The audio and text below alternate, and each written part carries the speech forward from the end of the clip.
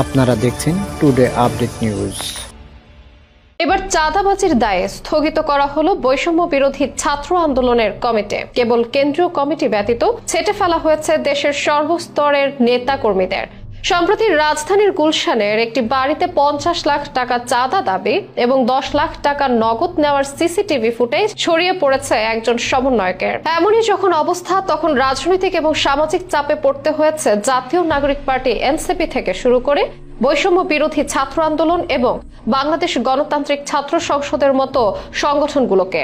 এমত অবস্থায় বাধ্য হয়ে দেশব্যাপী কমিটি বিলুপ্ত ঘোষণা করতে বাধ্য হয়েছে বৈষম্য বিরোধী ছাত্র আন্দোলনের নেতারা। কিন্তু হঠাৎ করে কেন এভাবে চাঁদাবাজির ঘটনা ছড়িয়ে পড়েছে ছাত্র সমন্বয়কদের? দেশীয় রাজনীতিতে হঠাৎ করে চাঁদাবাজির আলোচনা নিয়ে সরগম হয়ে উঠেছে। বিশেষ করে রাজনৈতিক দল হিসেবে বিএনপির প্রতি অভিযোগের তীর অনেকটাই জোরালো, যে কারণে চাঁদাবাজির দায়ে নিজ দলের নেতা কর্মীদের বহিষ্কার করতে হচ্ছে দলটিকে। এমন চাঁদাবাজির ঘটনায় রীতিমতো বেকায়দায় পড়তে হচ্ছে বৃহত্তর রাজনৈতিক দলটিকে। তবে এবার সে একই ঘটনায় ভিডিও ফুটেজ সহ ধরা পড়েছে ছাত্র সমন্বয়কদের একজন নেতা। যে ঘটনার ফলশ্রুতিতে কেন্দ্রীয় কমিটি বাদে বৈষম্য বিরোধী ছাত্র আন্দোলনের সারা দেশের সব কমিটির কার্যক্রম স্থগিত করেছে সংগঠনটি। গতকাল 27 জুলাই সন্ধ্যায় শাহবাগ জাতীয় জাদুঘরের সামনে আয়োজিত বৈষম্য বিরোধী ছাত্র আন্দোলনের জরুরি সংবাদ সম্মেলনে এই ঘোষণা দেন সংগঠনটির সভাপতি রিফাত রশিদ। তার মতে, গতকালকে চাঁদাবাজির ঘটনা সহ আমরা বেশ কিছু ঘটনা দেখতে পেয়েছি, যেখানে বৈষম্য বিরোধী ছাত্র আন্দোলনের ব্যানার ব্যবহার করে অনেক ধরনের অপকর্ম করার চেষ্টা করা হয়েছে। আমরা যেদিন আত্মপ্রকাশ করেছিলাম এই সম্পর্কে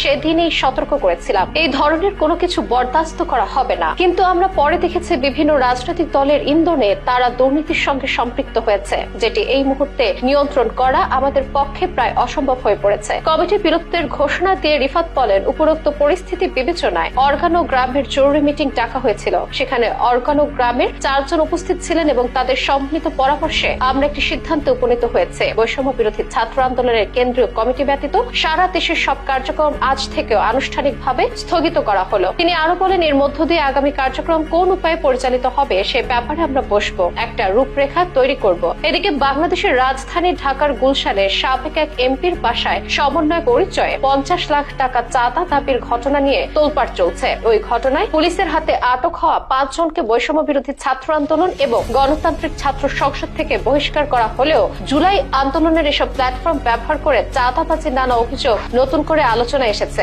শেখ হাসিনার সরকার পতনের আন্দোলনে সক্রিয় থাকা অনেকের বিরুদ্ধে গত বছর আগস্টের পর থেকে ক্ষমতা প্রদর্শন, চাঁদাবাজি, ব্যবসায়ীদের কাছ থেকে সুবিধা আদায়, সচিবালয় তদবির সহ নানা অভিযোগ আসছিল। বিশেষ করে ঢাকা সহ সারা দেশে ক্ষমতাচ্যুত আওয়ামী লীগের বিভিন্ন পর্যায়ের নেতাদের কাছ থেকে চাঁদা আদায়ের অভিযোগে সারা দেশে তীব্র আকার ধারণ করেছে বলে অভিযোগ রয়েছে। সেখানে নতুন রাজনৈতিক দল এনসিপি ছাড়াও শেখ হাসিনা বিরোধী আন্দোলনের মধ্য দিয়ে গড়ে ওঠা বৈষম্য বিরোধী ছাত্র আন্দোলন এবং গণতান্ত্রিক ছাত্র সংসদের সাথে জড়িত অনেকের বিরুদ্ধে এসব অভিযোগ উঠেছে। এই প্রসঙ্গে 3টি সংগঠনের নেতারাই গণমাধ্যমে বলেছেন যে এসব অভিযোগ সম্পর্কে তারা অবগত এবং অভিযোগ পাওয়া মাত্রই তারা অভিযুক্তদের বিরুদ্ধে ব্যবস্থা নেওয়ার দাবি করেছেন। তাদের দাবি, সুযোগ সন্ধানী একদল ব্যক্তি সংগঠনগুলোতে ভিড়ে এসব অপকর্ম করছে। সমাজ অপরাধ বিশেষজ্ঞ এবং ঢাকা বিশ্ববিদ্যালয়ের শিক্ষক ডক্টর তৌহিদুল হক বলেছেন, দৃশ্যমান কোন দৃষ্টান্তমূলক পদক্ষেপ না নেওয়ার কারণে সমন্বয়কের পরিচয় ব্যবহার করে মব তৈরি করে অর্থ আদায়ের প্রবণতা বেড়েছে। তার মতে, অর্থ আদায়ের জন্য এসব পরিচয় ব্যবহার করা হচ্ছে,